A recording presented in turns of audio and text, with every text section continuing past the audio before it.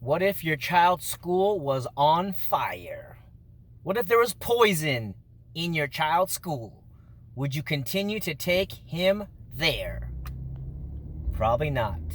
Hey everyone, welcome to the Freedom Lovers Show. I'm your host, David James Rodriguez, and we are building a voluntary world, one relationship at a time. And I want to talk to you about schools today because I attended a Zoom call recently, and the school board member was making a comment like this. Well, if the boys' restroom doesn't have tampons in it, then they can go file a complaint and blah, blah, blah. I said, say again, what'd you say?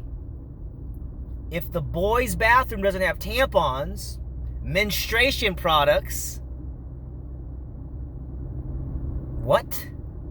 My friends, the government schools actually are on fire intellectually. These state-mandated schools are actually poisonous intellectually.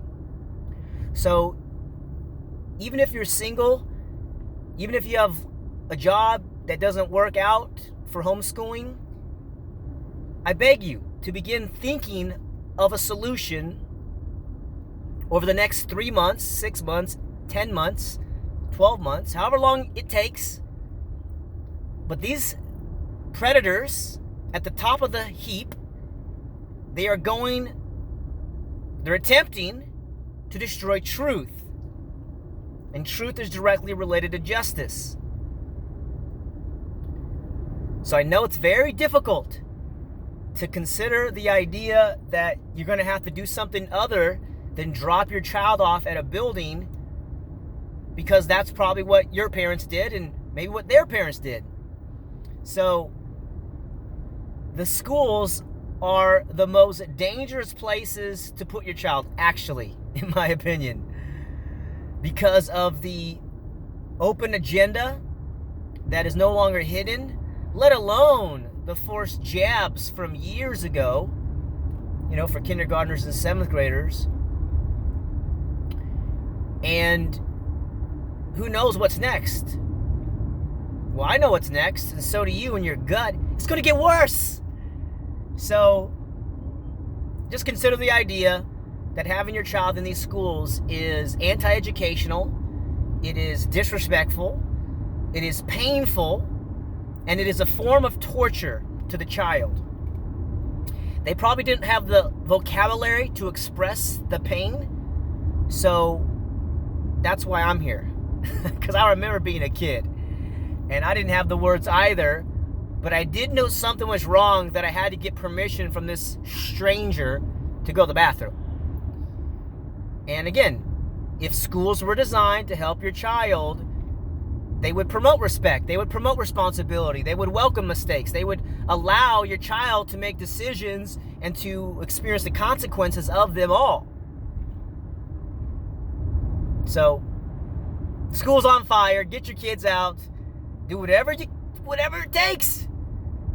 And at all costs, move into an RV, move to under a bridge.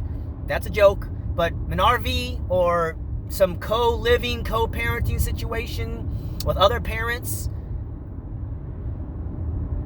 Your children are the hope of the planet. The future is in your hands. And I realize that's a big statement, but you're the future, and I'm the future from 20 years ago. And we're still young and strong, but at some point we're going to turn back into dust, and hopefully there's some other souls that are alive that can carry the torch of solutions, voluntary solutions. Because we see the tyranny is not going to stop, and they're just going to keep ratcheting up this criminal agenda, and the agenda will fail when enough people say no, pull their kids out, do not participate with criminals or thugs, and then we gotta start building, continue building, creating the world that we want to live in. My friend, it is a beautiful future we're stepping into, but we got to get through this I call it the rebirth or reawakening, new awakening, going through the birth canal of humanity to get to the light. So, are you with me? You catching what I'm throwing? These schools are terrible places. Get your kids out if you can. And if you can't, start thinking of an idea. And if you need some help, reach out to me and reach out to a lot of people out there who can help you. But this is the canary in the coal mine warning that these schools are going to continue to get worse unless parents remove their children and put their foot down and stop letting them put poison in their minds, which will affect them for the rest of their lives. Put love into their minds. Put truth. Put a good example. Put hope.